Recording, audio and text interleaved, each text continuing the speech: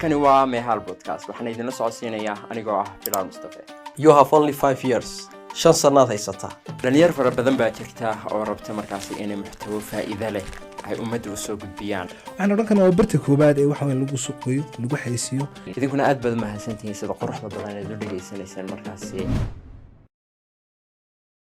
Soomaalida waxa la inagu yiraahdaa badanaa media ugu faa'iido male. Waxaan isweydiiyay su'aasha ah sidee media uga dhigi kartaa hadaba mid faa'iido leh. Adeeradeed waxaan isku dayay in aan bilaabo podcast.